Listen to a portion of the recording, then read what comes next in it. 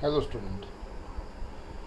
We have seen in a previous video the asexual reproduction in a unicellular organism.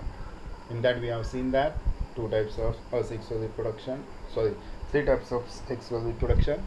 One is a binary fission, second one multiple fission, third one budding. In binary fission there is a one cell, parent cell is divided into two new daughter cell, so we called it as a binary fission. In binary fission we have seen that there again depends on the axis or the plane from which the parental cell is divided into two new daughter cell, or the axis. On the basis of that there is a one is a simple binary fission, second is a transfer binary fission, and third one is a longitudinal binary fission. In amoeba, the shape or the structure of amoeba is not regular, therefore the plane or the axis of division is different, therefore it is called as simple binary fission. While in case of paramecium, there is a horizontal plane or horizontal axis due to which they are divided into two new daughter cells, so it is called as transfer binary fission. And in euglena, they are divided into a vertical plane or vertical axis, and therefore it is called as longitudinal binary fission. While in case of this binary fission happens or takes place in a favorable condition, जेव्हा योग्य असं food material असेल, पाणी असेल भरपूर, त्यावेळेस ते binary fusion होत असतं. पण ज्यावेळेस ॲडव्हर्स कंडिशन असेल, अनफेवरेबल कंडिशन असेल, त्यावेळेस मात्र मल्टिपल फ्युजन होत असतं. And amoeba stop the movement of pseudopodia and there is a formation of the hard coating or the covering around it, which is called as cyste. Inside that cyste, the nucleus is divided into a number of nuclei, and around it the cytoplasmic division also happened and forms a different forms many amoeboly. When the favorable condition is present, that time that cyst is open up and all the amoeboly, that means the daughter new daughter amoeba removes or come out from that cyst. Third one is the budding. It is happen in the yeast.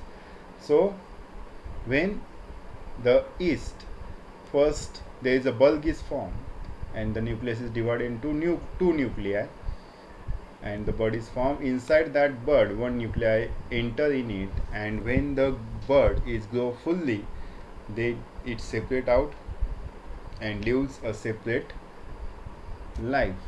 So this is the this is the asexual reproduction takes place in a unicellular organism. Now we are going to study the asexual reproduction in a multicellular organism. In that first, fragmentation शब्दामध्येच आहे. Fragment म्हणजे तुकडे तुकडे होणे, त्याला म्हणतो fragmentation. If you observe a spirogyra, शेवाळ आपण त्याला म्हणतो स्पायरोगायरा. स्ट्रक्चर तुम्ही याच्या अगोदर ड्रॉ केलेलं आहे. तर स्पायरोगायराचं होतं काय, there is again simple division takes place. दोन भागामध्ये डिव्हिजन होतं. हे मल्टीसेल्युलर आहे, जसं बायनरी फ्युजन होतं तसंच यांचं सुद्धा डिव्हिजन होतं आणि दोन फ्रॅगमेंट्स तयार होतात, म्हणून त्याला म्हणतात fragmentation. This type of asexual reproduction occurs in a multicellular organism. In this type of reproduction, the body of parent organism breaks up into many fragments, म्हणजे तुकड्यांमध्ये, and each fragment start to live as an independent new organism. मग यामध्ये काय होतं की जे parental fragment आहे, parental जे काही ऑर्गॅनिझम आहे त्याचे खूप जास्त तुकडे होतात. They are divided into many fragments, and each fragment is start to live separately, independently. This type of reproduction occurs in algae like Spirogyra and sponges like Cycon. Sponges आहेत, sponge म्हणजे जे समुद्रामध्ये राहणारे मल्टीसेल्युलर ॲनिमल्स आहेत, त्यांच्यामध्ये सुद्धा हे होतं, अल्गीमध्ये सुद्धा होत असतं. Whenever there is a plenty of water and nutrients are available to Spirogyra, its filaments grow up very fast and break up into many small fragments. मग ज्यावेळेस फेवरेबल कंडिशन असते, भरपूर पाणी असतं, अशा वेळेस त्याचे जे फिलामेंट्स आहेत ते खूप मोठ्या प्रमाणात ग्रो होतात आणि ब्रेक होऊन ते फ्रॅगमेंट्समध्ये डिवाइड होतात आणि सेपरेटली लिव्ह करतात किंवा हळूहळू ग्रोथ करतात. Each fragment start to live independently as new spirogyra fiber. If the body of cycon breaks up accidentally into many fragments, each fragment develops into new cycon.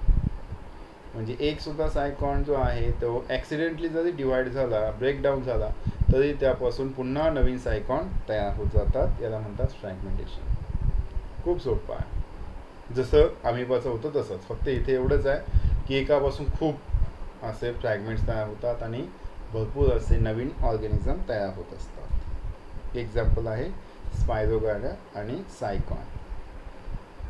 Second one is a regeneration, म्हणजे नवीनीकरण किंवा पुन्हा नवीन तयार करणे. It's very interesting, खूप महत्त्वाचं आणि खूप मजेदार आहे. Regeneration, you may know that the wall lizard म्हणजे आपण त्याला पाल म्हणतो, breaks up and discard some parts of its tail in an emergency. आपण पाहतो की बरेचशा वेळेस पाल जी आहे ती फसवण्यासाठी किंवा काही ॲक्सिडेंटली तिची जी शेपूट आहे ती रिमूव्ह करते, तुटून जाते, आपण पाहतो. आणि नंतर काही दिवसांनी पुन्हा ती शेपटी वाढते. Why this happen? Just because of regeneration. म्हणजे तिच्याकडे ती ॲबिलिटी आहे की तिचे शरीराचे पार्ट्स जे आहे ती रिजनरेट करू शकते, पुन्हा तयार करू शकते. Discarded part is regenerated after a period. This is an example of limited generation. पण याला लिमिटेड रिजनरेशन म्हणतात. पाल स्वतःचे पाय, हात असं काही पुन्हा नवीन तयार करू शकत नाही, लिमिटेड आहे, फक्त शेपूटच ती रिजनरेट करू शकते. पण अजूनसुद्धा काही ॲनिमल्स आहेत जे स्वतःची पूर्ण बॉडी रिजनरेट करू शकतात. पहा, however, under certain situation an animal planaria breaks up its body part into two parts and thereafter each part regenerates remaining part of the body and thus two new planaria are formed. This is called as regeneration. इथे दाखवलेलं आहे. प्लेनेरियाची साधी शेपूट जरी वेगळी झाली तरी सुद्धा याचे दोन जे पार्ट आहेत ते कंप्लीट प्लेनेरिया तयार करतो, म्हणजे कंप्लीट तो ऑर्गॅनिझमच तयार करतो, कंप्लीट बॉडी तयार करतो. असं पालीच्या बाबतीत होतं. शेपूट तुटली, संपला विषय, पुन्हा तिला शेपूट येते, फक्त त्या शेपटीपासून पुन्हा पाल तयार होत नाही. त्यामुळे त्याला म्हणतात लिमिटेड रिजनरेशन. पण प्लेनेरियामध्ये मात्र असं नाही. प्लेनेरियामध्ये तर कंप्लीट बॉडी, थोडासा तुकडा झाला तर त्या थोड्याच्या तुकड्यापासून कंप्लीट बॉडी तयार होते, म्हणून त्याला म्हणतात रिजनरेशन. एक्झाम्पल महत्त्वाचे आहेत, लक्षात ठेवा. Next one is budding. आता बडिंग आपण युनिसेल्युलरमध्ये सुद्धा पाहिलं, त्याच टाईपचं आहे, फक्त थोडासा बदल आहे. इथे डायग्राममध्ये लक्षात येईल तुम्हाला. एक्झाम्पल आहे हायड्रा. जलीय वनस्पती आहे हायड्रा. पहा, या ठिकाणी एक बर्ड फॉर्म होते, त्या बर्डवरती नेसेंट हायड्रा डेव्हलप होतो, म्हणजे हळूहळू काय होत जातं, त्याच्यावरतीच हा हायड्रा डेव्हलप होतो. नंतर इथून ब्रेकडाऊन होतो, कट होतो आणि तो सेपरेटली पुन्हा त्याचे आयुष्य जगायला लागतो. इतकं सिम्पल आहे. In case of hydra under favourable condition, प्रत्येक वेळेस हा शब्द आलेला आहे, फेवरेबल कंडिशन. रिप्रोडक्शन हे शक्यतो फेवरेबल कंडिशनमध्येच होतं, कारण ते जे नवीन तयार झालेला जो ऑर्गॅनिझम आहे तो टिकणं गरजेचं आहे, ती स्पेसीज जिवंत राहणं गरजेचं आहे. ॲडव्हर्स कंडिशन असेल तर नष्ट होईल. अमिबा ॲडव्हर्समध्ये खूप जास्त प्रमाणात रिप्रोडक्शन करतो. त्याचं कारण आहे, जरी 10, 20, 100 अमिबा नष्ट झाले, पण हजारात रिप्रोडक्शन झाल्यामुळे त्यांची स्पेसीस टिकून राहते. So in case of hydra under favourable conditions at specific part of its body and outgrowth is formed by repeated division of regenerative cells of the body wall. म्हणजे एका विशिष्ट शरीरावरती, शरीराच्या पार्टवरती आउटग्रोथ म्हणजे बाहेरच्या बाजूला एक रिपिटेटिव्ह डिव्हिजन होऊन एक रिजेनरेटिव्ह सेल बॉडी वॉल तयार होते. बॉडी वॉल म्हणजे एक प्रकारे बड तयार होतं. This outgrowth is called as bud. Bud grows up progressively and finally forms a small hydra. ते हळूहळू डेव्हलप होतं, वाढ होते आणि त्याच्यापासून तयार होतो hydra. Terminal layer and digestive cavity of the budding hydra are in continuity with those of parent hydra. ज्या पद्धतीने कोणताही ॲनिमल जर घेतला, ॲनिमलच्या मदर ॲनिमलच्या ओममध्ये म्हणजे गर्भाशयामध्ये जे बाळ वाढत असतं त्याला त्याच्या आईच्या गर्भाशय किंवा पोटाशी एक नळीने जोडलेली असते, ट्यूब असते ज्याच्यातून त्याला न्यूट्रिएंट्स भेटत असतात. सिमिलरली हा जो न्यू नेसेंट हायड्रा आहे तो सुद्धा त्याच्या पॅरेंटल हायड्राला एका कनेक्टिव्ह कॅव्हिटी किंवा डायजेस्टिव्ह कॅव्हिटीने तो कनेक्ट असतो की ज्याच्यातून त्याला फूड मटेरियल न्यूट्रिशन भेटत असतं. Parent hydra supplies nutrition to the budding hydra, त्याच्यातूनच तो न्यूट्रिशन त्याला प्रोव्हाइड करतो.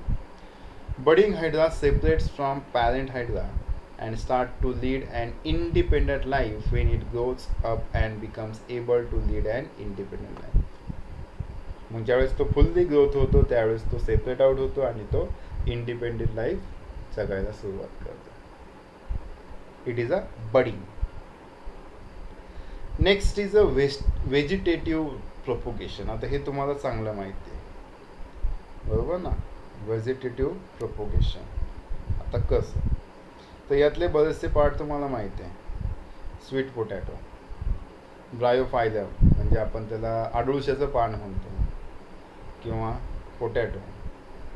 काय खासियत आहे आठवा. आपण जर आडुळशाचं पान जमिनीमध्ये तसंही टाकलं, न जमिनीमध्ये बरीड करता, तरीही त्याला छोटे छोटे प्लांट्स डेव्हलप होतात. इथे डायग्राममध्ये दिसत आहे पिक्चरमध्ये. सिमिलरली आपण पोटॅटो ज्याला बर्ड्स आले असतात ते कट करतो आणि जमिनीत लावतो, त्याला बटाटे येत असतात. म्हणजे काय की प्लॅन्टच्या कोणत्याही एखाद्या पार्टला कट करून ज्यावेळेस आपण ते जमिनीत लावतो त्याच्यापासून नवीन प्लॅन्ट डेव्हलप होत असतो, त्याला म्हणतात व्हेजिटेटिव्ह प्रोपोगेशन. कोणताही पार्ट, साधा गुलाबाचं फुल, गुलाबाचा रोप आहे त्याचं प्लॅन्ट, त्याचं जे आहे काठी लावली, किंवा शुगर केन आहे, ऊसाचं आपण बेनं लावतो म्हणतो, म्हणजे एक तोकडा बर्ड्स लावतो त्याच्यापासून ऊस तयार होतो. म्हणजे हे एक प्रकार काय आहे, व्हेजिटेटिव्ह प्रोपोगेशन आहे. Reproduction in plants with the help of vegetative parts like root, stem, leaf and bud is called as vegetative reproduction. म्हणजे कोणकोणते पार्ट्स आपण यूज करू शकतो. रूट्स, इथं आपल्याला कॉमनली माहिती आहे आपण रूट्स लावतोच. स्टीम म्हणजे खोड लावतो. लीफ जसं इथे दाखवलेलं आहे आडूळसा. आणि बर्ड म्हणजे बर्ड तर आपण शुगरचं पण लावतो. Vegetative propagation in potatoes is performed with the help of eyes present on a tuber, whereas in a bryophyllum it is performed with the help of buds present on a leaf margin. Leaf margin म्हणजे काय, तर हे जे पान दाखवलेलं आहे या पानाचा जो आउटर सरफेस आहे किंवा बाहेरचा जो कोपरा आहे त्याला म्हणतात लीफ मार्जिन. आणि लीफ मार्जिनवर छोटे छोटे पोर्स असतात, त्या स्पोरमधून नवीन प्लॅन्ट डेव्हलप होत असतात. In case of plants like sugarcane, grasses, vegetative propagation occurs with the help of buds present on a nodes. Nodes म्हणजे काय, तर आपण जर ऊसाचे एक रिंग असते त्याला आपण म्हणतो नोड, त्याला नोड्स म्हणतो. मग त्या नोड्सवरती छोटे छोटे डोळे असतात, आईज असतात, त्याला बर्ड्स म्हणतो. ते लावले की त्याच्यापासून आपल्याला प्लॅन्ट्स डेव्हलप झाले दिसतात, त्याला म्हणतात vegetative reproduction. Okay. Next one, spore formation. Spore formation, आता हे तुम्हाला पिक्चर चांगला माहिती आहे की शिळं राहिलेलं अन्न असेल, पाव बटर असेल किंवा भाकरी वगैरे असेल तर त्याच्यावरती ही बुरशी येत असते. मग ही बुरशी आली कुठून, तर इथे हा स्पोरेंजियम दाखवलेला आहे, म्हणजे एक प्रकारचा फुगा आल्यासारखा दिसतो, बलून लाईक. हे स्पोरेंजियम जे आहे ते एकदम स्मॉल असतात, आपल्याला उघड्या डोळ्याने दिसत नाही. हे जे आहेत ते वेल डेव्हलप झाल्यानंतर हे बर्स्ट होतात, फुटतात आणि याच्यातून छोटे छोटे स्पोर्स बाहेर पडतात. इथे दाखवलेले हे जे स्पोर्स आहेत ते बाहेर पडतात. मग हवेच्या साहाय्याने, पाण्याच्या साहाय्याने ते उडत जाऊन नवीन अशा ऑर्गॅनिक मटेरियलवरती, म्हणजे कातडी शूज असेल, चप्पल असेल किंवा खराब झालेलं अन्न असेल त्याच्यावरती पडतात आणि डेव्हलप होत असतात. त्याला म्हणतो आपण spore formation. Take a piece of wet bread or bhakri and keep it in a humid place. Fungus will grow on it within a 2 to 3 days. Bullshit, त्याला आपण fungus म्हणतो. Observe the fungus under a compound microscope and draw its diagram. Fungi like mucor have filamentous body. Filament म्हणजे thread like किंवा दोऱ्यांसारखी. Filamentous body. They have sporangia. Sporangia म्हणजे a sac of spore. त्याला म्हणतात sporangia, sac of spore. की ज्याच्यामध्ये spore ठेवलेले आहेत अशी sac. Once the spores are formed, sporangia burst म्हणजे फुटणे and spores are released. एकदा तो स्पोरेंजिया जो आहे किंवा स्पोरेंजियम आहे तो वेल डेव्हलप झाला की तो बर्स्ट होतो, फुटतो आणि त्याच्यातून स्पोर्स बाहेर पडत असतात.